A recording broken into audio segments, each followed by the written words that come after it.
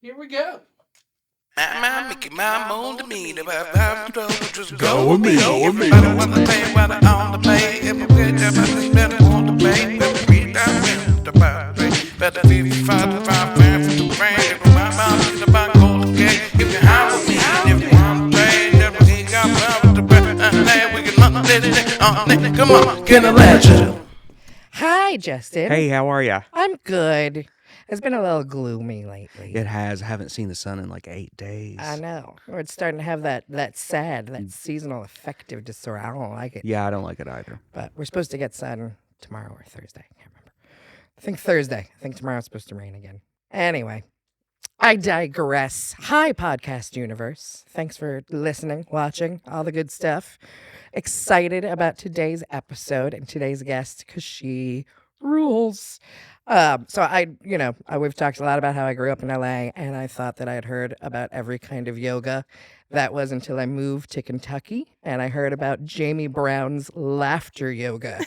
So with us today is none other than Miss Jaimie Brown. Welcome, welcome. Welcome. Thank you. I'm very excited to learn more about laughter yoga. I'm excited too. I've heard about it, but I don't know much about it. So Right. I'm excited to learn about it today too. And amongst others, she does sound healing and other kinds of yoga as well, which she's going to tell us more about. But I think, are we going to get started like we always do with a little bit of Canna news? Yeah, a little news. Let's do that. Whoa.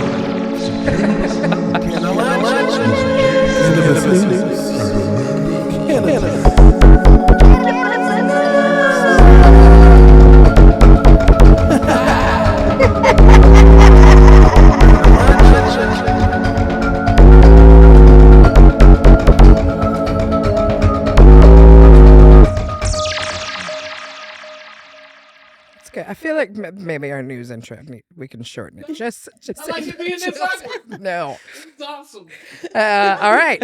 So it's staying. But anyway, I think it's appropriate for my news because that is very much a sound from outer space, and my news, well, not cannabis related this week, is very much Appalachian. Well, it's Kentucky related. I don't know if you've heard of this, Jaimie, and I'd love to know what your thoughts are on it. So it was in the news this week that the Lexington Tourism Board is the first city in the world to send a message to aliens, welcoming them and enticing them to come be tourists in Lexington. So apparently the Lex Tourism Board got together with a group of scientists, astrophysicists, I don't know who, and they beamed a message 40 light years into space, into a particular galaxy that scientists say is the most likely to have life form. And the message included the compound for carbon, another compound, a picture of a man, a woman, a picture of a horse, the state of Kentucky, the chemical compound for dopamine, and some music by Lexington's own T.D. Young, which I love. I love that. Like, come, we have horses and blues and dopamine. So I'm kind of curious.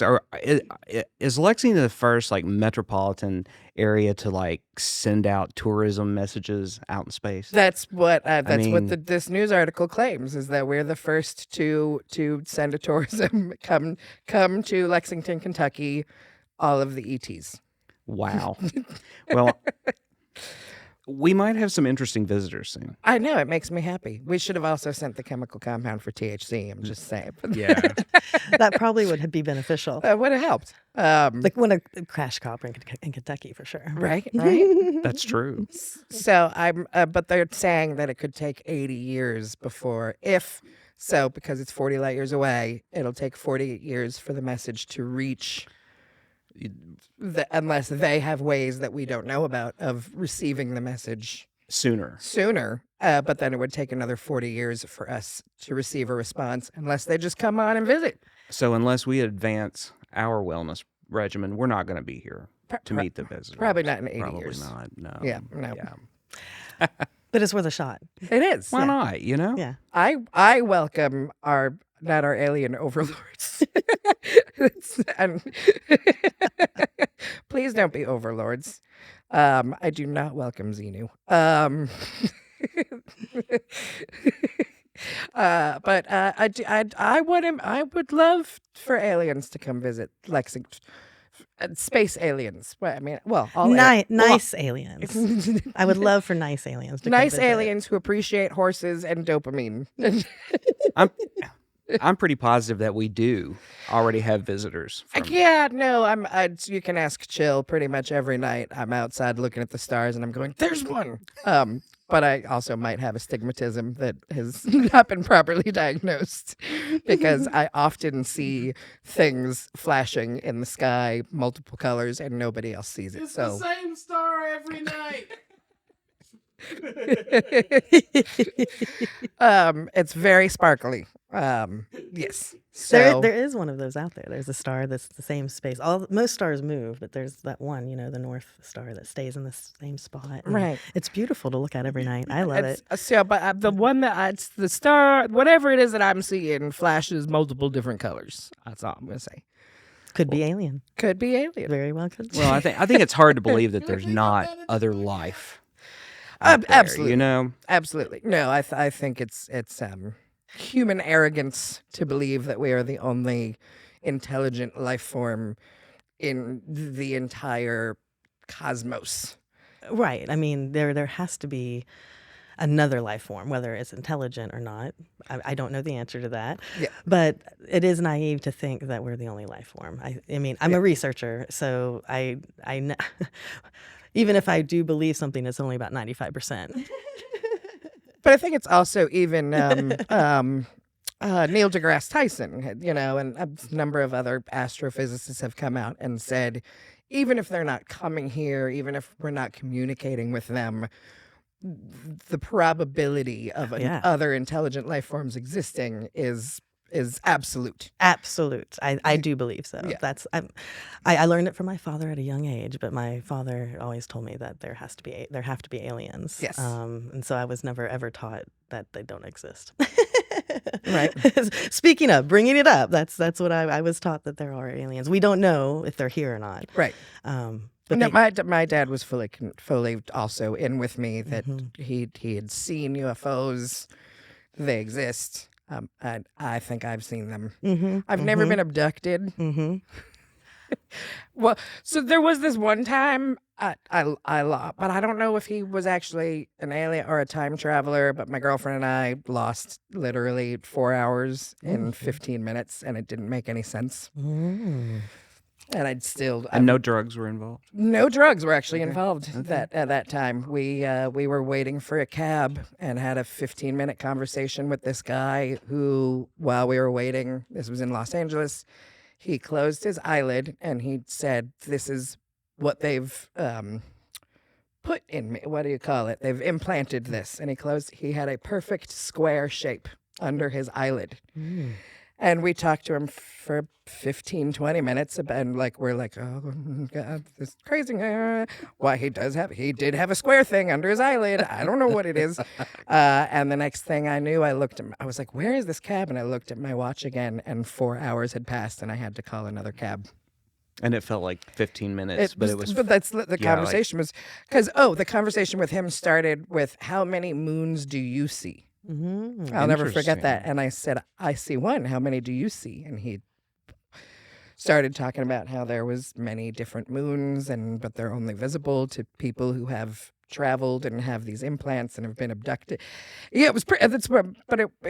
So anyway, so whether or not I met an alien or an abductee, I don't know. And then I once dated a guy who said that he was an abductee. And I had a very weird happening that I still don't know. Living in LA, it might have been a police chopper. But a beam of light came through my window, but it was dead silent. And usually police choppers You would hear that. have a loud noise. Yeah, you would hear that. Yeah. But I was also dead. So I don't know. I've seen things over the years. Yeah. And sometimes I'm like questioning my own sanity, but I'm like, no, I saw that. Yeah. And it's even better when you have someone else with you, and that's validated. Like, what was that? You saw that, right? Yeah. Me and my sister driving down the road. It was small, but it was this is before drones and all that. This Yeah.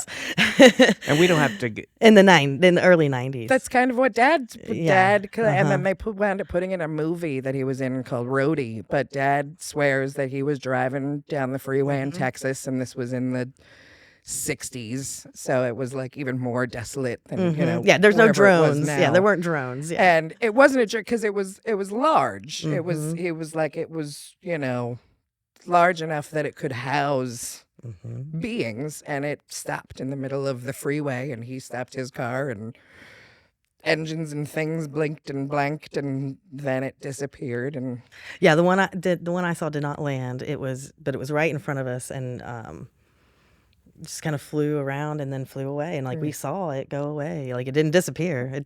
It flew away. Yeah. And, I don't remember if his flew away. It was or so disappeared, bizarre. but- It was so bizarre because it was definitely nothing that we had ever heard of or saw. Right. And and in my opinion, it was as close to what a UFO could be. Yeah.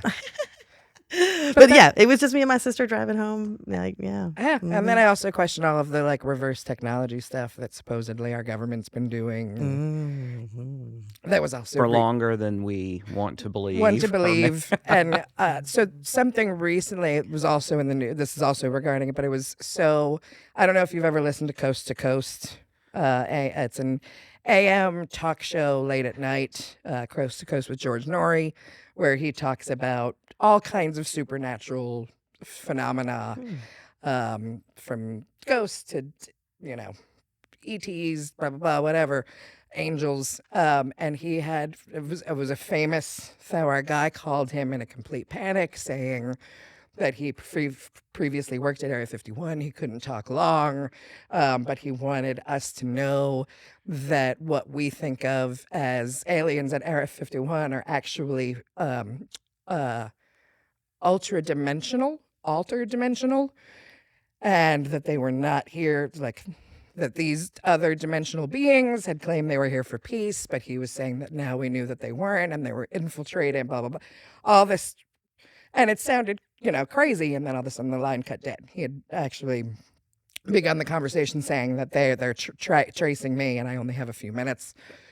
Well, this was like 15, 20 years ago. I actually remember I was listening when this guy called in. And last week they were doing a press conference about aliens and what the government knows. And one of the people specifically used the same term of alternate dimensional or ultra dimensional beings.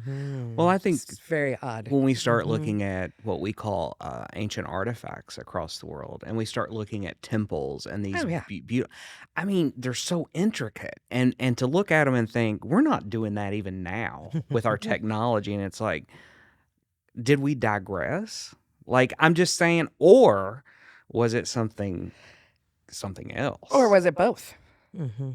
Did they get, when you look at Göbekli Tepe and places like that, was there at some point some sort of alternate knowledge that was given to us, and then it was wiped out in some sort of ancient Yeah. apocalypse? The question with that I've always heard is, how were the pyramids built? Because they're huge blocks of concrete.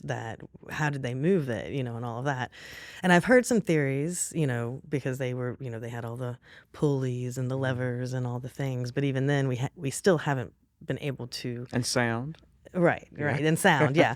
But I don't think we've been able to do it using the primitive pulleys and things that we feel that they had. So it's like, well, we think maybe, but probably not, is what I've read about the pyramids, because it's like there has to be some sort of force that we weren't aware of that they had, because even now it would be really difficult with the strong machines that we have to lift those type of blocks.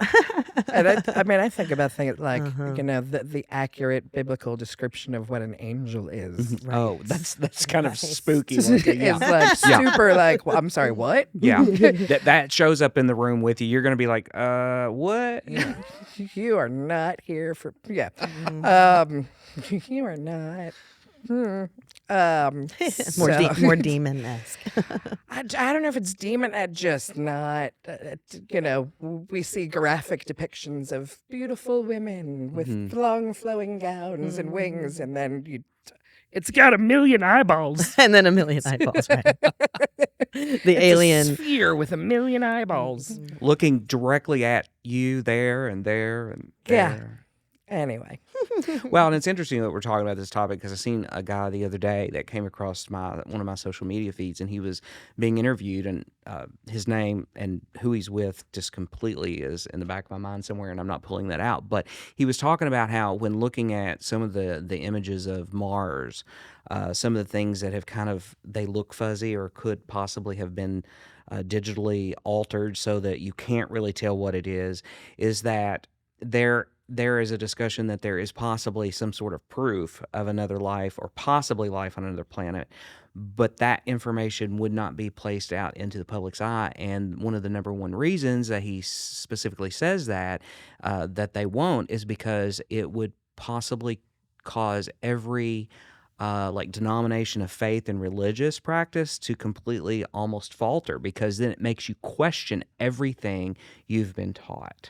So that's very interesting. When I heard that, I was like, I hadn't really thought about it, but yeah, it would, wouldn't it? It would bring up a lot of questions. Intentionally hiding it. well, yeah. I mean, when intentionally, I always, if there's one place on Earth where I could go and be invisible or just allowed to be, and have at it, is the library at really in Rome. Here? You're talking about at the Vatican. At the Vatican. Vatican. Thank Yeah, you. Wow, my Yeah. brain. Yeah. The gloom has Yeah. eaten my brain. Yeah, no, the library at the Vatican. That nobody's allowed to know what is in it. It's Well, like, Right. if they're listening and they would like to let a couple people come in and just take a look, we're more than happy to come over and check it out. just check out what you got Yeah. in there. What do you got in all those, hermetically sealed chambers? Thanks. Yeah, I'd love to know. Thanks, Mr. Pope. Well, So- he enjoys Kentucky bourbon. The Pope does? Yeah, we've got a local priest in the region that makes certain that he has some of the best bourbon, and it all comes from here. Oh, but I guess So that's not surprising. why not have a couple folks that what about every seed-bearing plant? We're standing up for the cannabis, so Yeah. we'll send you some of that too if we can go down in the library. We'll bring you cannabis and bourbon, and, And we can- you let us into the library. We can sit around and look and read and learn, and it'll be a real educational moment, I'm surprised those guys didn't put bourbon on the message out to the aliens. They think they actually I think that's one of the other. I don't have a Probably thing. some bourbon. I would imagine bourbon's in that. We have to we have to shut off all of our devices before we start recording the show because they interfere. But I think it was there was like an image of a bottle of bourbon. Something. nice, There was nice. there was a whole bunch of stuff in there. Those were the ones I listed were just the ones that stuck out. But yeah. That's pretty cool. That's Yep. that's very, I very like cool. it. I like it. In other news, if you don't mind, I'm going to share a little bit back toward the topic of cannabis. And in today's headlines, we obviously pre-record this, but the Democrats in Washington are urging the Biden administration to move forward with descheduling marijuana in the United States.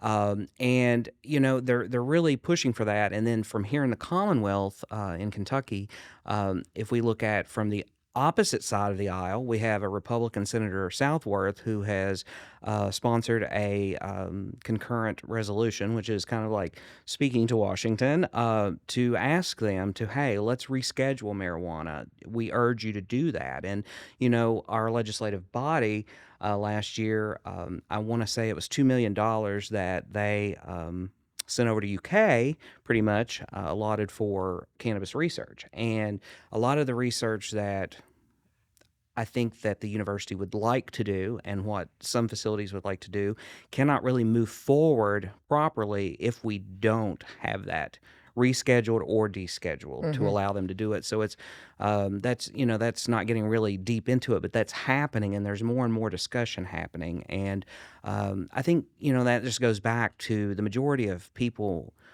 I believe, not only in the Commonwealth but in this nation, are utilizing cannabis in some form or fashion. So, we can sit and kick this can further down the road, either in Frankfurt or in Washington, D.C., but ultimately what's happening is that the people are moving forward with their cannabis use. So let's move forward in our research, and I think having you here today, Jaimie, is to, not only talk about laughter yoga and how that can better our lives, but maybe pick your brain a little bit with your experience in researching drugs and other types of like alcohol and substances that people have used, and maybe how that affects them psychologically, both negatively and positively. So it's great to have you here talk about those Thank things you. too. Yes. But Yes, my so- day job, my research. So that was one thing I didn't bring up, but also Jaimie has spent the past 19 years doing 26. 26 years. Or since you were Since I you was were 19. 26? Since I was 19. Oh, since you were 19. Yes, and I'm Got it. 46 now. So what is that? 19 to 46. I have been a drug and alcohol researcher and IAAA funded, and it's just been really amazing journey. And that's kind of why I'm on this side with cannabis, is because, studying drugs and alcohol this long, I am an advocate, and I do believe that the laws need to be changed. In my research, I found that the Netherlands pretty much have the best rules when it comes to drugs and all drugs and alcohol. They leave it to the doctors, right? It's not a criminal offense like it is here in the United States. And making it criminal is pretty much the only thing wrong with marijuana that I can see in my research and behavior. In society, and just and what marijuana brings is mostly positive. And I just really am an advocate of it. And like I said, I've been researching drugs and alcohol for most of my life, and definitely have seen negatives of all drugs. I mean, inhaling smoke, that one thing, but marijuana has not been, related to lung diseases like cancer and things like that. And so it's like, yes, you are inhaling smoke, but there is still not evidence that it's like cigarettes. You're not really getting lung diseases and dying. Right. So, yeah, anyway, I digress. Well, and I think you're talking about inhaling, while smoking any substance is probably not the best thing for our lungs. The natives used tobacco prior to, today's tobacco has a lot of other stuff added to it, but everything from smoking other types of herbs as well. But there are terpenes that are in cannabis and other plants, obviously, and some of those are bronchial dilators. So for people who actually deal with things like breathing issues and asthma and those sort of things, they actually can. Obviously, there's the balance between what else is in that. Is that a isolated derivative that you are, using as one substance, or are you using something like just smoking cannabis for that? Right. It is definitely an expectorant. Like when you're smoking cigarettes, you're not, actively clearing your lungs. But marijuana, like, people say cough to get off or whatever. It's definitely something that it is considered an expectorant, and it does help clean the gunk out of your lungs. And like I said, people don't smoke that much to, like bronchitis. Cigarette smokers get bronchitis twice a year. I used to smoke cigarettes. I know. Marijuana users don't get those, chronic lung issues, generally speaking, from my research and what I've seen. So yeah, it's like the connection isn't there, which is quite fascinating. That's very interesting. And I actually was a smoker. It's been about 9 years. I quit smoking. Congratulations. But I don't remember having bronchitis or anything while I was a smoker. However, the years that I did smoke cigarettes, I also smoked cannabis. So I wonder if that could have played a role there, Yeah, and also, it does. How many cigarettes do you smoke? If you're Right. They say less than 7 cigarettes a day, then you're not going to increase your risk of lung diseases, which is why I think in general most marijuana users aren't smoking, 10 joints a day. on general days, but I've met a few. right. That's true. They do, and they probably might have a little bit more lung reaction. So it is 100% how much smoke you're inhaling. Now, with the cigarettes and all the chemicals in the cigarettes, I've read some research that's adding other problems. And so with marijuana, the vape stuff, I have no idea. We don't know what that's doing to your lungs, like really. But there is a lot of research about marijuana smoke and nicotine smoke, and it's really the amount. How much are you inhaling? Right. How much smoke are you inhaling a day? Well, one of the things that I like to think about is constantly looking back to what did our ancestors do? What did the natives do? And while just because some of the things that those generations before us did doesn't always make it the right thing or the best thing, because we're learning every day and there's constantly new information. I know you as a researcher, I would think you would agree with me on that.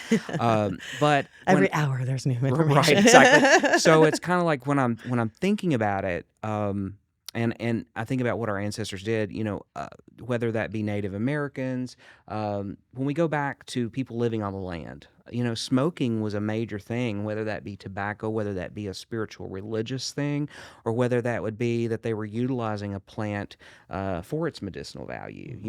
I mean, there's tons of plants out there that can be used as expectorants to lower inflammation. And, there's a big argument, and there has been in Frankfurt when they were discussing cannabis about, will it be quote unquote a smoking bill or a non-smoking bill? And again, my personal opinion is that we need to leave conditions between the patient and the practitioner, Right. and also that should not be included in the law. Yeah, 'Cause, exactly. I mean, marijuana.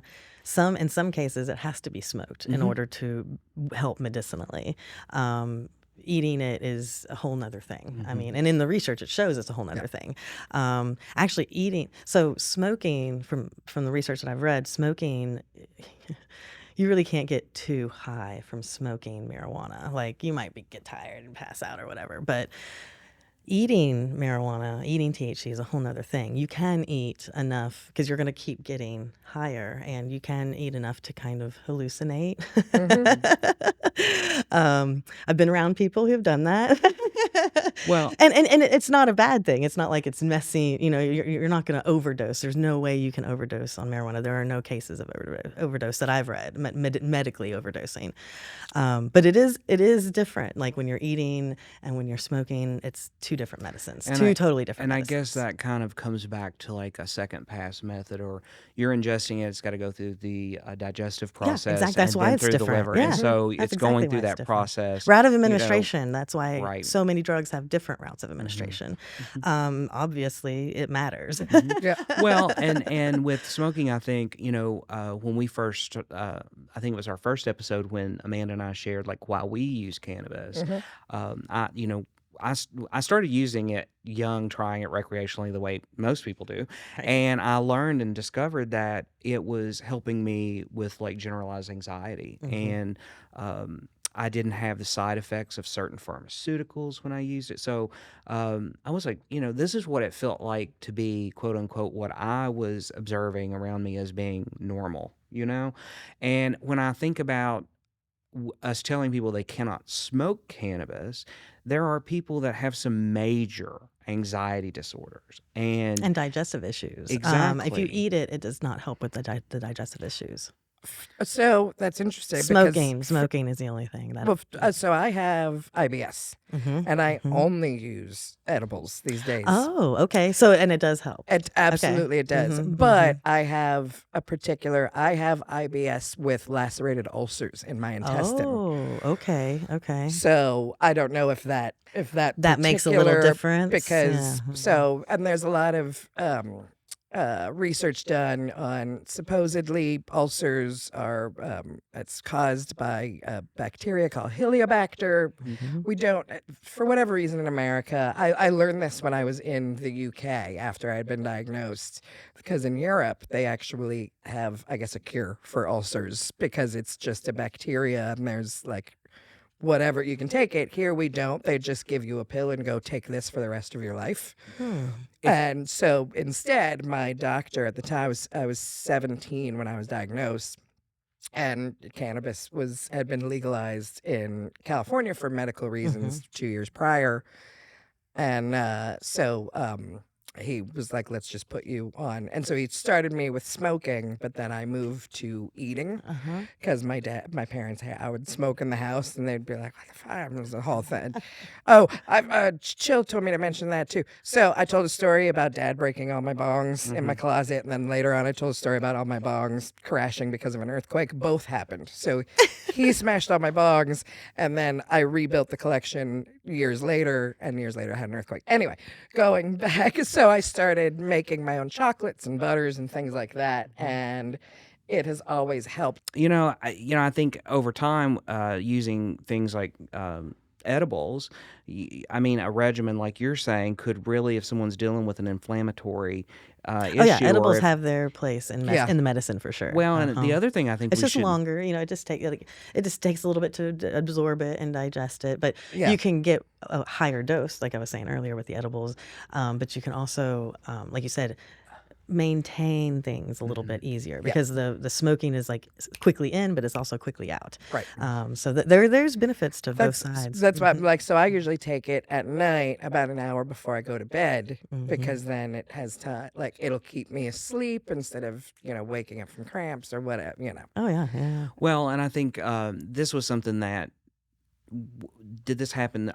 I can't remember when you said this all started for you. Was this something when you were very, very young or just like young adult? The IBS? Yeah. When I was 17. Okay. Yeah. Because today, I think we're seeing more and more because of fortified foods and pesticides and those sort of things. But however, we do live in a nation where I feel like we overprescribe antibiotics. And when we do that, I mean, I'm not against antibiotics. If you need them, you need them.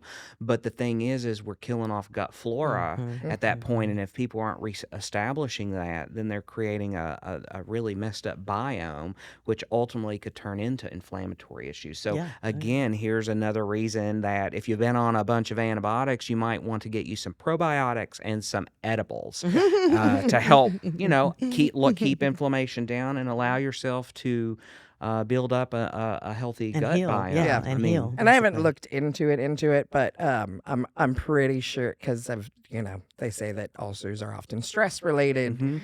Well, yeah, you have a lot of childhood trauma going on in here. Because when I was 17 and I went to the hospital originally, they actually thought I had cancer. It was I was in the hospital for 3 days while they were doing all kinds of tests and MRIs until they finally did an endoscope because they were like, this is a giant tumor in you. And it was a whole, and then they were like, nope, just kidding, it's an ulcer, but you're 17 and you shouldn't have an ulcer. Well, when you mention that, I know from like the Eastern standpoint of beliefs of taking the word disease, it's dis-ease. And so when our mind or our body or spirit is in dis-ease, we are in a state of disease. And so we are creating that atmosphere. So stress, yes. I mean, you're bringing the body out of balance, and cannabis certainly can help us with that. So I will tell you had started mentioning something a while ago, and I just had this moment, and this could be like a little ADHD going on. But just so I don't forget, I wanted to make a correction because we just came out of our news segment.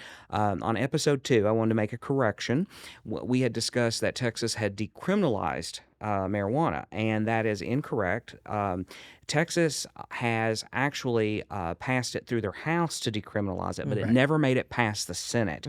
And somehow or another, in this crazy world of everything changing when it comes to cannabis in the U.S., that was just that information came out wrong, and I found out later, and so we will update that on our social media below that post. But I wanted to throw that out there for our listeners because I don't want to lead people astray on that topic. Sorry, not to change it. We'll come back to what we're talking about, but it was on my mind, and I want to put that out there. It's tough to keep up. I mean, we're at 38 states now, and it grows every single day. Right? Yeah. Applause. And it grows every day. And that's why those 12 senators, 11 Democrats, and Bernie Sanders, because he's officially independent now. But that's why the 12 of them wrote the letter that they wrote to the Biden administration. We talked last week about how the HHS, Health and Human Services, right, has recommended rescheduling from Schedule 1 to Schedule 3, which would put it into pharmaceuticals. Right. Well, these 12 senators have come out and said that's just not enough, and it creates Well, no, they want it to be descheduled entirely off of the Controlled Substances Act, because if you reschedule it to Schedule 3, it now becomes a pharmaceutical. Right. It shouldn't be a scheduled drug at all. Right. Mm-hmm. Yeah. And so that's what these 12 senators and counting. I mean, are. Schedule 3 is better than Schedule 1, but you still have the possibility of going into prison. Right. And no one should be in prison for marijuana. And now you have a whole issue with the FDA and how they're regulating it, and they have to create a whole new agency within their agency to deal with cannabis, and And the statement that you just said that no one should be in prison for marijuana, that's absolutely true. If there's a handful of folks that I like to say sprinkled pharmaceuticals across eastern Kentucky and Appalachia, and they're not sitting in prison, then a person who is utilizing marijuana shouldn't either. Oh, yeah. So 100%. I'm pretty passionate about that because I think all of us, and we talked about that in other episodes, have, and I think you might touch on that, but we've all been affected by someone, or we love someone who deals with substance abuse issues. And it's certainly a topic that needs to be discussed. And I always say it's not necessarily the substance, it's the trauma. We don't talk about the trauma, for what individuals going through a journey. Why are they trying to numb that or quiet that? And so, and are they using it as medicine, or are they using it as an escape? Exactly. Because really every drug that is abused is a medicine. I mean, it is used medicinally. I mean, even cocaine. I was going to say the coca leaf even is used medicinally when not mixed with battery acids. And right. If you ever saw the Real Narcos, that's what made me. I'm not going to lie. I used to do a little bit of cocaine here and there, and then I watched the Real Narcos all the way through. Now, have you seen the real one with the documentary series where they're like having shootouts and with the cat? It's a whole thing. It's a whole thing. And he traces cocaine from Los Angeles all the way down into Colombia, where the guy who's actually picking it off the plant and turning it into cocaine as a drug, as a substance, and he's literally mixing it with fucking battery acid. Right. Oh, yeah, it's insane. He's like, don't touch that. And baby laxative. Don't breathe any of this. The baby laxative comes later. That comes later, right? That's when they cut the stuff that's made with battery acid. All right, cut the battery acid. But then he goes. But then there's episodes of I don't remember if it was Expedition Unknown or what, but it was one of Bourdain's shows where he's in Colombia and they're hiking, or I think he might have been in Peru, wherever they're hiking way up into the mountains somewhere, and the person gives him a coca leaf to chew on because it's, I don't know if expectorant is the right, but it helps when you're at that elevation. Like a numbing. It has some sort of numbing. No, it helps with the breath, breathing, with the oxygen intake. And when you're that high up, if you chew on a coca leaf, you have an easier time breathing and getting more oxygen. Well, I'm thinking, or how the anaphylactic shock, like using adrenaline. Yes, exactly. Less oxygen, more oxygen. Yeah, there's less oxygen the higher. Okay. Well, and it's a thinner. Yeah, it's a thinner. I've never even thought about that, but once you say it, it's like, oh yeah, that does make sense. Yeah. I had a little bit of a quick shift the first time I went to Denver, Colorado. I had a moment for just a little bit when I got there. I was like, whoa, I feel a little funny, and that's what it was. Yeah. The altitude. I got like canned oxygen and just huffed that, looking like I was huffing like I wasn't huffing paint, but it looked like I was walking down the street huffing It's like paint. he's walking on sunshine. So sorry for that inappropriate reference. If you know, you know. Anyway, but coca leaf, it has it's very medicinal. I mean, cocaine has lots of medicinal properties. Yeah. For sure. Like I said, Netherlands, they classify all drugs as medicines, and if you have a problem with the medicine, then you go to your doctor. Yeah. Well, and I think, I personally have a plant problem. I love plants. I'm like the person you see saving the plant that's on the clearance rack. I don't need that other plant. But plants, they really are beneficial. I mean, we obviously know that they help to clean the air and those different things and provide us with food and stuff. But the compounds that are in plants, I mean, obviously that's where our first medicine came from. Yeah. And we wouldn't have like anesthetics if it wasn't for heroin, right? Am I wrong? Right. In that? 100%. And opium and that whole the opioid family. And I just think about like teas. My tea rack that I have at home. People are like, "Why do you have it?" And like, because they're all so different. It's all you it's know? all for something. I might want that, but I might need that. You never know. Yeah, it's like, what's going on in your life today? Let me fix you a cup of tea. You know? I mean, I've been known to have 2 different bags in my cup because it's like I need this and this, and like and it's herbal medicine is real, and it definitely is. matters. I talked about last week. One of my favorite teas is actually, I was bummed because I forgot to buy some when we were in LA over New Year's, but it's Positivity, and it's a cannabis tea. Yeah. And it's one of my, because they have different blends for like, sleepy time, which is like a chamomile, and, an uplifting one that has the ginger. And you Yeah. just need to make sure you have, well, I'm not sure how that is. I have to look, but I get all sciencey with it. But you have to have some sort of fat to get the THC out of the actual flower, Well, I think which is where we go back to cooking, right? I think the Positivities are all, it's infused. So it's Okay, not so it's just already like- infused. Okay, Yeah, yeah. it's not just you like can't, flour. You can't take like a piece of marijuana, put it in water, No. and get high. It doesn't work that way. But Yeah. I'm like, I'm sure they've done something to it that it's able to. Yeah, I think they take like whatever the chamomile and the they've stuff, already infused and they that. infuse that Yeah. with. Well, and sometimes That makes sense. Yeah. Sometimes they'll add like a milk powder or something of a fat. Some sort of fat. As long as there's any type of fat, then it There's- will. the then it will. Positivities don't have that, but you Okay. can taste the terpenes Okay. Yes. Okay. in it, but you can't smell them. Well, but terpenes If are that makes also very medicinal as well. Yeah. I That's a whole. mean, so That's a whole nother level. That's Mhm. yeah. That's another conversation. That's a whole nother. That's a whole nother episode. Yeah, that's a you whole nother know, episode. Maybe 2 or 3. Yes. Sorry, my laughter comes out. This is why I'm love a it. really good laughter yoga leader. So yes, like I said, I'm a researcher of 20 years, and laughter came in 2015, and because being a researcher, people take things very serious in that field, and the field of psychology and behavioral sciences kind of combine those two when you Yeah. study drugs and alcohol. But laughter yoga came to me at the right time, because I was so stressed. There was like so much going on, and I took the class. So laughter yoga, where I teach it mostly is at festivals. So the Playthink Festival, Moonshiners Ball Festival, like different outside events is amazing for laughter yoga. I guess since COVID, I used to do a lot of indoor stuff, but then since COVID, I do mostly outdoor stuff. But I'm trying to change it. I'm trying to get back indoors. Because laughter, you're really like laughing in people's face. Yeah. So it's definitely an anti-COVID thing is laughter, Right. laughter yoga. Yeah, the first time I experienced, well, I didn't partake in the class, but there was a group of us sitting around at a festival, and laughter yoga was next. I was like, what is happening? What the heck is going on here? I'm too high. I'm confused. Someone has told me that they couldn't do laughter yoga because they weren't stoned, and I was like, "Oh my gosh, you do not have to be stoned to be, do laughter yoga. It has nothing to do with me."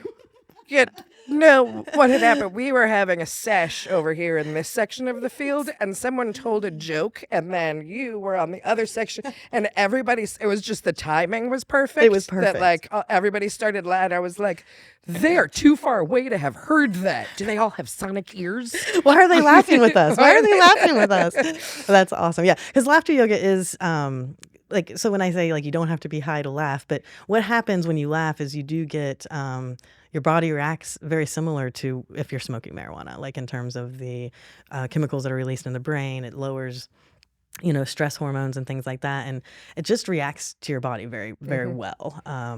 Everyone's like, things can't do all of that, they're like when you have a list of benefits and you're like, really it can. I mean, they truly can. And laughter, lowers your increases your serotonin and lowers your cortisol, but it also increases oxygen. It works your six-pack. You get physical benefits from it.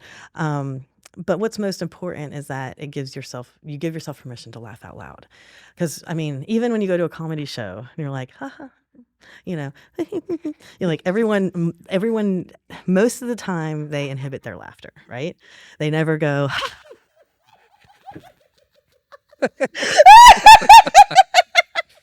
and that does take practice to be able to laugh like that, like on cue, right? I do, and then she'll ask, what the fuck is wrong What is with wrong you? with you? But it matters. Every time I go to a comedy show, I'm probably the loudest laughter in the room. As you and should. He's like, But and I like, bet what are you you the comedian doing? loves it. I bet you the comedian loves it. Right? It's not inappropriate. It's a And- comedy show. And what's also amazing is I'm sure other people are laughing louder because you're laughing louder. I hope so. Yeah. It's giving, like, by you laughing out loud, it gives them permission to laugh out loud. And, I agree. It's and contagious. it matters. It's It totally contagious. It It really we know is. laughter is contagious. And and another That's definite. the other thing I think about is like how that probably helps to release the diaphragm. Right. And you know, one of the things that I'm trying to do better at is a bit more diaphragmatic breathing. And you know, someone who has grew up dealing with anxiety, a lot of times if we're dealing with stress and anxiety, we're chest breathing, so we're breathing up here and not really into our belly, so we're not working our diaphragm properly. And so I'm certain that Well, lowering cortisol. So anxiety, stress, that type of stress is cortisol based, and that's why laughter is. So the person that I took my first laughter yoga class was from a gentleman who had suffered from anxiety attacks so bad that he was going to emergency room once a month. wow. And could not control it. And so someone said, hey, there's this thing called laughter yoga. I hear it's for anxiety. You should give it a try. And he enjoyed it, and it helped him so much that he became a leader, which in my case was kind of similar. I was laying there. It was a Playthink festival, and he was teaching it. And I was laying in the grass like, how in the heck do I feel this amazing after just all that silly stuff we just did? And I'm also the person who's been told, being in research, Jaimie, why are you laughing? You laugh too much. Quit laughing. Laughter has been my coping mechanism that I tried to inhibit because I was told to inhibit it. Once I was laying there in the grass laughing, and during laughter meditation, I was like, what in the heck? And I hadn't felt that good. I don't think ever I had felt that amazing. Because, when you, like I said, when's the last time you laughed for 5 minutes in a row? Like, literally didn't stop laughing. Probably the last comedy show. Yay! See, and that is good. I'm so glad that you allow yourself to do that. But most people, they never laugh longer than a minute. Well, see, this is why she says that. That's why this is so funny. Is because I don't hear her like ever. Every once in a while, like today, even actually, she made one laugh at a TV show, and I came running into the room like, "What's going on?" Because you don't hear her laugh like hardly, even when she does get quiet, get out there, puppy goes crazy. Like, it's just a whole thing. And then she gets to a comedy show, and it is on. You let it out, and you Or should. or the and movies. You should, yeah, as you should. Oh, I love it when people laugh out loud in the movies. It is awesome. I love it. Oh, I'm the queen of the. I'm probably Barbie. Yeah. Was probably the last the time, right? I don't remember who it was either Barbie or the comic, but they were both around the same time that we went. So, Yeah. so you would be called my laughter blaster because you're someone who can laugh out loud and sustain it a little bit.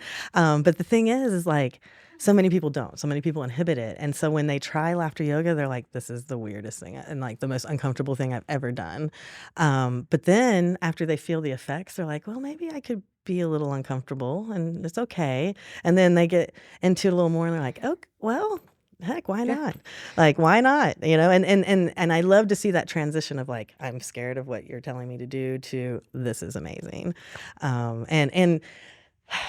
And even if you only get 2 minutes of laughter, you're going to change the way you feel. Yes, as an actor, so one of the greatest lessons that my favorite acting coach ever taught me is that any genuine emotion will outlive its usefulness. Meaning that, like, so the last time you had a really good cry, you probably couldn't stop. Right. Oh, yeah. You can't. And genuine emotion you cannot shut off, and that includes laughter. Oh yeah, includes laughter. there's been a few classes where I have a few people who like, because we do laughter meditation, so we do the exercises to kind of get you ready to laugh and just get you out of your head, and then we lay down for laughter meditation. And there was a few classes that I've had people that they had a hard time stopping that laughter meditation, and they like apologize. I'm like, no, it's fine. It's a laughter yoga class. I'm not going to tell you not to laugh, but you do have to get control over it, right? And that's what in the class it's a meditation, which is the yoga nidra, a guided meditation, and it just, you have all this outward energy and all of this stuff happening and amazing, and it's like, it's not recommended to just get up and go. Yep. Because, right? I mean, and I'm the first one, I'm like shaking. You're like, wow, this is amazing. Now what? So you need that kind of downtime, that meditation. So I'm like, if you have to get up and go, at least do 5 really deep, long breaths. Yeah. Like just, so you're like, or even, whatever you got in there, you could be like, that's a laugh. That's a laugh. It is. But, Yeah. No, I mean, but then you just have to bring it all back, right? And so all this energy out here, and then you just bring it back in with a little bit of a meditation, Yeah. to just kind of be like, oh wait, I'm in control. Like It's- this is me. I'm allowed to be whatever I am right now. get relating it back to, have you ever watched those blooper reels where like 2 actors can't get through even the joke's over and you want to stop and you want to get through the scene because you're holding but you can't because the laughter 'Cause is you're just outliving laughing. its usefulness. And you literally have to pull yourself out and like yeah. and breathe and exhale and then go, okay, Exactly. okay, let's try this again. And then the person will walk back into the room with the same look on their face and you just start laughing all over Try again. to I recenter know. yourself. My goal in a laughter meditation is 8 to 10 minutes, but they say you don't want to go longer than 10 minutes. It's just too much for the body to withstand. Yeah. But 10-minute laughter meditation, holy moly. I like Your it. body feels different afterwards. So your whole mind, body, and spirit is like a whole different place. I love it. But In, yes, thank in you. all of your decades of research, I'm just going to stick with Yeah, that. it's 27. In all of your decades of research, so do you believe that cannabis product, THC products, should be legalized medicinally or recreationally, or what is your? I feel like you've kind of answered this. Yeah, but I I'm an just wanna- advocate on both levels. Definitely thinking that obvious medicinal uses. When I was in high school, I did research on hemp and all the things it would do physically. Like all the textiles and all the things, and then that got me interested in what marijuana does. I also have a crackhead uncle that got me interested in disease of medication. And so at a very young age, I was interested. I'm always the girl that says why. That's why I was a researcher for 20-something. Like my parents were always like, quit asking why, Jaimie. So yeah, even in high school, I was like, oh wow, look at all the stuff that hemp does. And oh wow, look at all the stuff that marijuana does. And why is this illegal? Like, I Exactly. mean, Like, even as a teenager, I was like, why is this? And, not that I, love using it or anything, but I just didn't understand why it was illegal, even at a young age. And then getting into college and being able, to do all the things and be around all the people and realize like, what is really going on here? And that's why I got into the drug and alcohol research because I was, I learned about Netherlands, I mentioned that already. And it's like how drastic it can be in terms of the law and how drugs affect people based on the laws. So learning all of that, that's it ultimately what got me into all of that. Yeah. I think I've mentioned, but Russell Brand, who I'm not necessarily a big fan of for reasons, but he did do a very interesting documentary probably a decade or more ago about how different countries treat users. Drug users, all drugs. Drug users, and how the ratio of drug abuse and overdoses in places where it's just completely illegal. Like there's actually with police, they go on a raid. This was in the UK, I believe, to people who are using heroin in their own home. And the cops somehow know about it, and they're not selling it. They're just using. Users, yeah. And they bust in and they arrest them. It's a whole thing. And then he goes to, may or may not have been the Netherlands, but somewhere where there was a place where people could literally go and get, you get a clean needle in a private room, and it's a whole thing. I think Portugal. Would No, that be this was Portugal? okay. It was somewhere within the EU, I believe. Oh, okay. But so which maybe Portugal's in the EU. Yeah, I don't- it is. Is it? Okay. Yeah. And then some countries I think put you to so. death, Pretty right? And there's close, death yeah. penalty, Yeah. for some drugs in some countries. And that's bizarre to me. I'm like, oh my gosh, they are putting people to death because they possess drugs. Yeah. Unbelievable. Yeah. No, when I grew up touring with Dad, and we would get notices, if we were going to a certain country, like Oh, yeah. do not drugs, obvious, but also do not bring aspirin, do not bring. Like there were certain places where if you're found having this, Like your own prescription, even. your own prescriptions were okay, but it was there were certain over the counter stuff. Yeah. Mhm. Wow. medicines that we couldn't bring. But it's the same. So I know someone very close to me who was actually labeled a drug trafficker, I don't remember the exact, but they, so in Canada, you can buy, they're called 222s, and it's codeine, Oh, okay, right. and it's over the counter. Mhm. And they liked it, and they brought a whole mess of it back with them to the U.S. Not realizing. I think they knew. Yeah.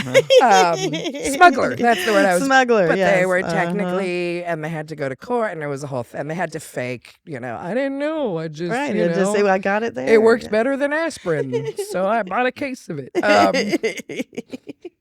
Sorry. I'll tell you who after someone I'm very close with who would buy a case of codeine. Piece of codeine.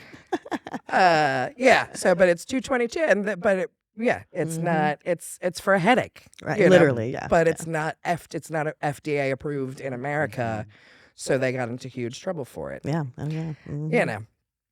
But yeah, so there were places that we would go where we'd get, do not bring aspirin, do not bring, Yeah. even like The Sudafed. Sudafed That's was a big absolutely a one. no, You but can't even buy Sudafed. They have to go to pharmacy for Sudafed nowadays. but over the counter like ephedrine type stuff, yes. like not ephedrine, like but the mini thin stuff. yeah, Yes, like yes, those, yes. Uh-huh. totally, all that stuff, Like over caffeinated, like weird Yeah. stimulants, over the yeah, counter stuff. yeah, Yeah. all that Mhm. stuff was Mhm. and they just would tell you go to the pharmacy wherever when you get there, and you'll find something similar. Yeah. Yeah. But it was a whole thing. Well, and I know that there have been a lot of arguments with lawmakers across the nation about whether or not when we look outside of the United States or even at other states here in the U.S.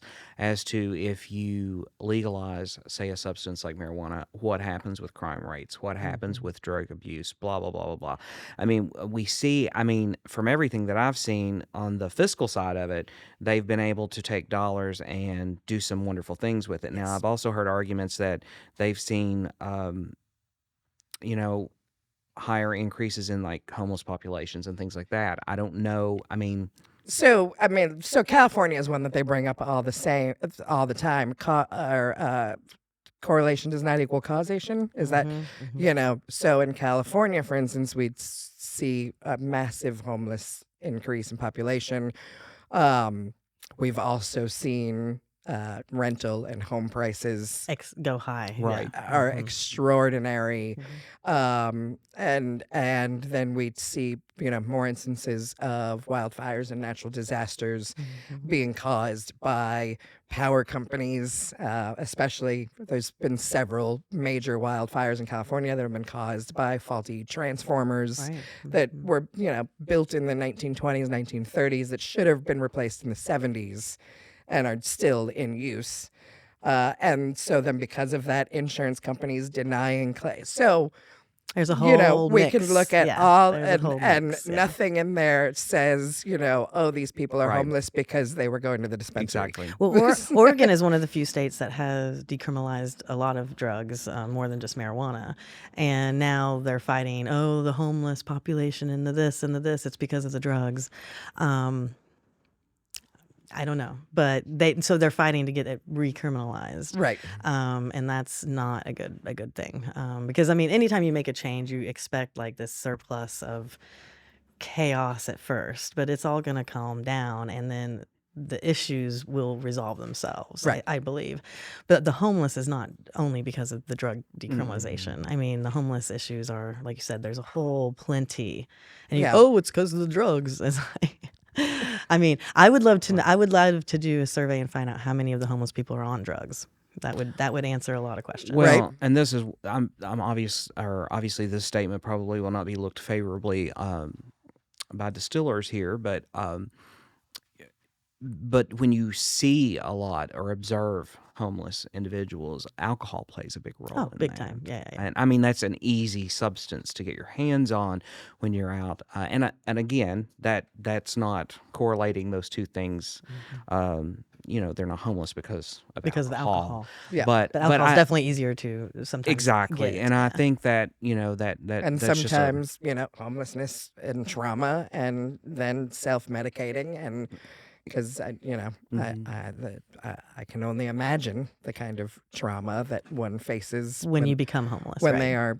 they are involuntarily homeless, I should say. Well, and it's interesting because on that topic, not that we're going to get deep into this because I don't even know, but I know there's been a controversial bill here in Kentucky. I don't know all about it, so I don't really speak about it. But I know that people arguing against it is stating that literally it will create that its language creates not necessarily a barrier, but to allow folks that are homeless, if they're camped out somewhere, to be arrested for that. Right.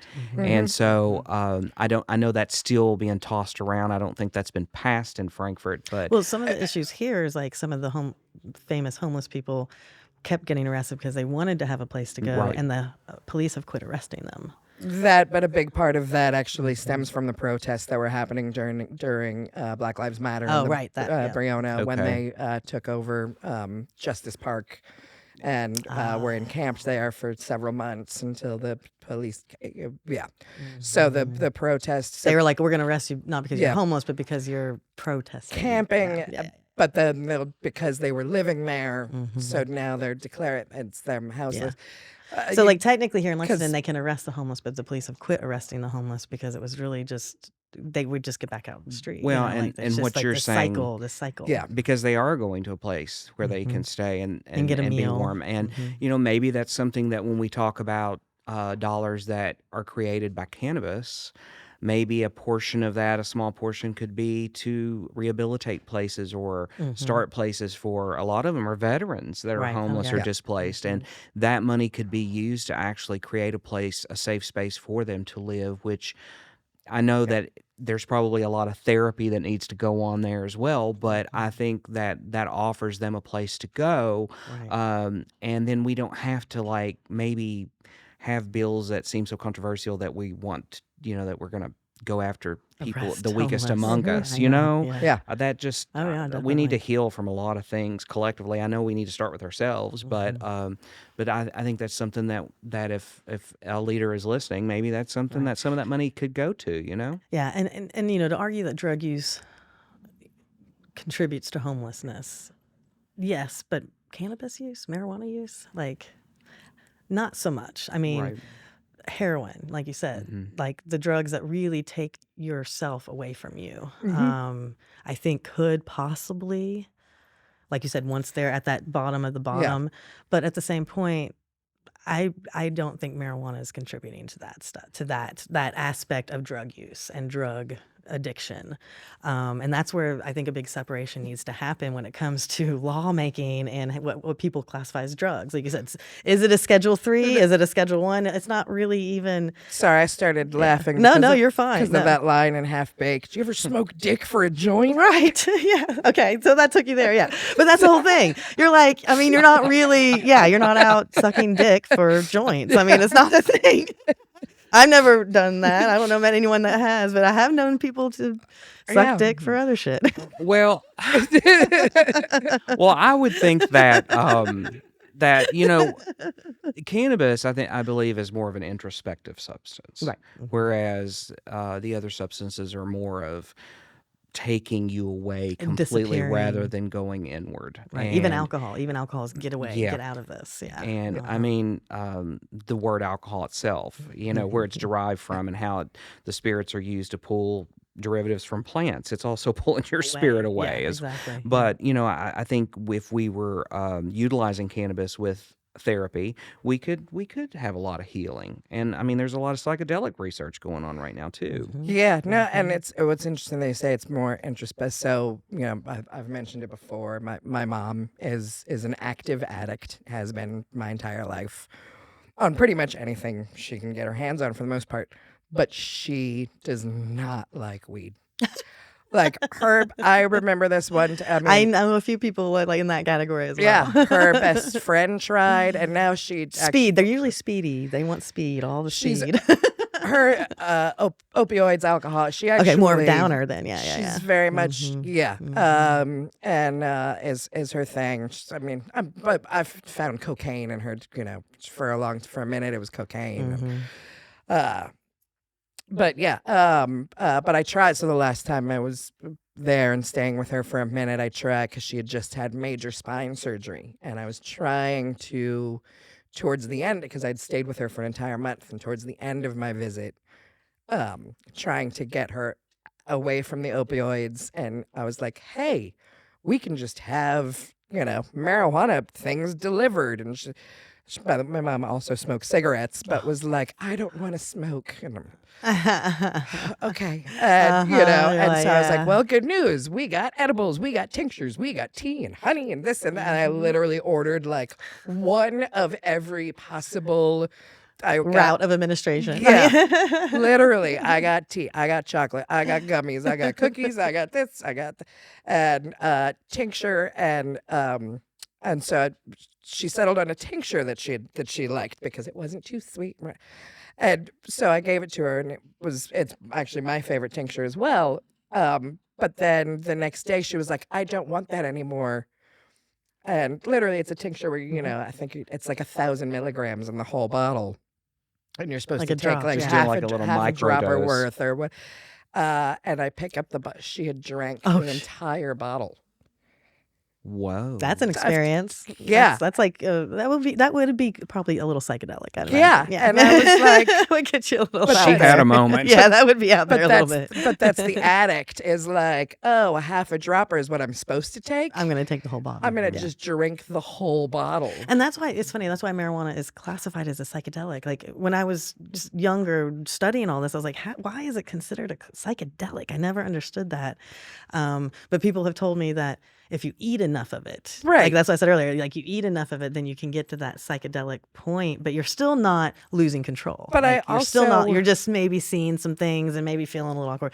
But that's the thing that's come up right now. Don't These people follow the can't- guy you have a crush on with the grilled cheese sandwich to the shaman in downtown Los Angeles. Not the best idea, bro. Okay, friends, don't do that. That's also you're But, not even supposed to eat grilled cheese when you Right. take ayahuasca. Well, no, but the you- shaman wanted a grilled cheese anyway. And that just takes me back to the same that every medicine or every drug is a medicine. It is Yes. a medicine. It comes from that background of medicinal.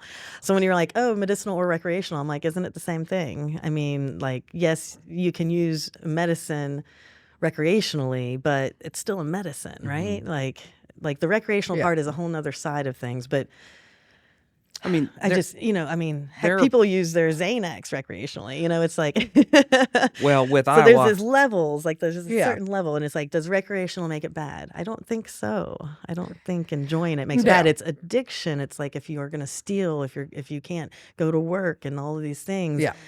And again, that's a medical issue. if I you mean, can't, if you and I mean, addiction is a disease Yeah. of the brain. We know that the drugs cause it to react differently. Yeah. well, and you're, the brain is starting to rewire too through that. And I think that's where, when we look at Johns Hopkins and folks that are doing psychedelic research and looking into fungi and to different mushrooms, not only do we know that things like lion's mane helps to regenerate neurons in the brain, but we start looking at psychedelic mushrooms. Well, if we can heal them, we can regenerate them. Can we rewire them? And there is a documentary out there, and again, the name is like going across, it's just not there. Maybe we'll put it in the comments. But where I watched them do in a laboratory setting through IV administration the DMT molecule. So that kind of goes back to kind of like ayahuasca. Yeah, it's something you But- probably don't want to do. I mean, Oh, no, I know no, a no. lot of people that do DMT, but I'm like, I don't know. Well, like maybe with a when the- doctor. When when the Cal Arts kid from animation says, "Let's go do some DMT and huff some Well- nitrous in the basement," don't go, kids. but Maybe the nitrous. Skip the DMT. Right. No, I'm kidding. well, with ayahuasca, there's two parts to that, and one of them is working as an MAOI or an an inhibitor, and because the half-life of a substance like DMT is very, very small. It's very tiny, and so it has to be you have to be able to prolong that, and so they did that through IV administration. And some of the stories of the folks, they were only out 5-10 minutes, but they said they were gone for 1,000 Hours, years. yeah. No, like years. Oh, wow, And the yeah. things that you hear them say about that journey, if I'm, from what I've read, DMT is highest naturally in our body at 2 points, and that's the moment we're born, but highest at the moment of death. Really? And there's stories about That's seeing unbelievable. lights and those sort of That's things as we interesting. pass, or stories of near death experiences. And when you start to think about that, and you think about a light, we think about the pineal gland in the area that we would call like the third eye, or where we might experience enlightenment. What is happening naturally there, or is that Mother Earth letting us experience something we're going to experience when it's time to leave the body, but doing it in a way that's from the roots of this planet to speak to us? And so I don't know. I think fungi, mushrooms, cannabis, peyote, all of those substances, they fascinate me. They have a place in They do. in humanity for sure. They do. And they can do magical Mm-hmm. things, and they can give people so much peace, and they can give people direction. And I mean, depression alone, like there's so many people who are just so chronically depressed that you don't see a way out. Mm-hmm. And psychedelics, from what I can tell, sometimes that's the only answer. Mm-hmm. And yes, it has been very much shown to help in lots of disorders. Well, and there's plants out there that and that's where Oregon came from. That's why Oregon kind of opened up their laws, because they're like, there's so many resources for people who are hurting and in pain that they need to have. And as some an of the option. things that I've seen from Oregon, that's more of the negative of, again, may not correlate being the reason, but maybe if there was something in between that could have caused that, is maybe they didn't have something, I don't know, structure in place that when that happened, kind of like there's the argument over whether we should have needle exchanges for Right. people. They didn't have the right support. But with the right support, not just for something like that, but for any other substance and how you're going to use it. Obviously, if we just throw out a bunch of substances to the general public and everyone's just, hodgepodging it down in the basement with nitrous, it's going to get interesting. It does get interesting. Yeah. But if we have some sort of like guideline, we do have shamans, we do have healers, we do have therapists, we do have psychologists, psychiatrists, folks who are working with people where we can, I say all the time, I know UK has an integrative medicine department, but we really need to bring Eastern and Western philosophy together Oh, yeah. when it comes to healing. It's absolutely necessary to do that. And I mean, Yeah, we have to just quit treating disease. We have to. we have to see. We have to what's promote the, wellness. It's and what, wellness. It's a wellness concept, is what I think. What I think well, you're yeah. talking about. I is- think the journey is what's the causation. It's kind of like it's not about the disease. It's about the wellness and staying healthy. How Exactly. do we prevent getting these diseases? Exactly. And you were talking about herbal medicine.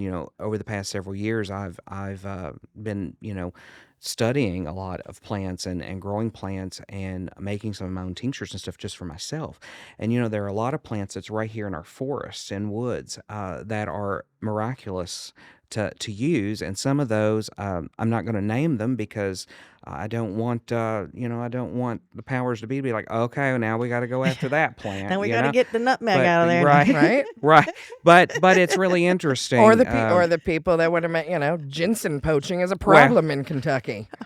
I learned that when I moved here. I was Yeah. like, who knew that ginseng was yeah. Well, ginseng's a whole such a category. big deal on the black market? Well, it's I the know, wild. right? It's the wild ginseng that's That's hard to get. Yeah, that's top dollar in Japan. Before we go, I do have one question for you. So if you were going to have a laughter yoga session, followed by a dinner if you want to. Oh, this is perfect. Even Right? better. This yeah. is I know Jaimie well, by the way.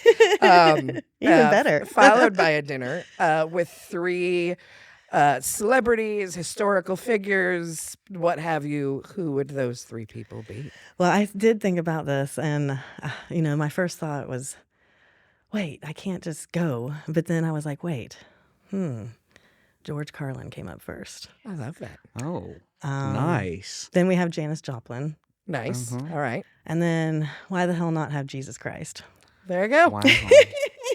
Wow. You've got the philosopher, the musician, and the comedian. Exactly. I mean- Exactly. I think it would be perfect. I would have such a good time. Can we come? Right? Yes, right? I feel like this now needs to be a movie. And I'm definitely going to smoke salmon. Nice. And do the mashed sweet potatoes and Delicious. the black bean coconut rice. I like it. Nice. That's quite a dish. Also, before we leave, if you don't mind, I brought a little gift from Oh, us. I was gonna have one last question yeah. for Okay. Jerry, and then Yeah, we're sorry done. about I that. promise. I promise. We like to talk. So, what is the best piece of advice you've ever been given in your life? That's going to sound cliche. I like a cliche. Graduate from college. Yeah. It has changed my life, but that's because I from my college education, that's where it got me into research, and so it yeah. definitely changed my life. And had I not gone to college, my life would not be where I'm at right now. So I dig it. All right. a little cliche, but that's Graduate, kids. Do it. get that degree. Be like Jaimie. Don't be like me. So on that note, And before we leave, brought you a little gift from Ancient Romas. Not that but if you don't go to college is bad. It's just No. it's changed my life. I went for a semester. Yes. See, but then you realized, like, I think you should go at least, like. Yeah. No, absolutely go. Yeah. so I brought you these really cool earrings. Love it. So you can have some little cannabis leaf I love it. earrings. Yes, And then from Ancient Aromas, I brought you some, after a long day of research, you can soak in some mango and coconut. That is our yeah. bath soak. It's Canna Soak. It's got some CBD in there. It's great. Heck yeah, Nice, I've never relaxing. even heard of soaking with it. And so that's, right? I have a great bathtub. Oh, it's so good. And I love hot baths. I actually was tonight. I was like, do I take a bath when I get home? So this is Yeah, there you go. incentivizing the hot bath. When I love get And a you don't have topical. to. You don't use the whole bag. You can dose that as you would like. And I mean, you can if you want, but there's many baths in there. And then I got your roll-on. So if you've had a long day sitting at the office, you can have a little roll-on of Canna Roller okay. XL Chill. And these here, are all CBD, or do they have? yes, they do have CBD in them. Do they have and THC in them? No. No. So just the CBD. Well, Okay, these are okay. full spectrum products. So Okay, yes, okay, there, okay. My bad. there is a THC in there up to the legal limit of 0.3. Oh, okay, yeah, because it says so, 1,000 milligram of CBD, which is awesome. And Okay. then you have anointed massage and body oil.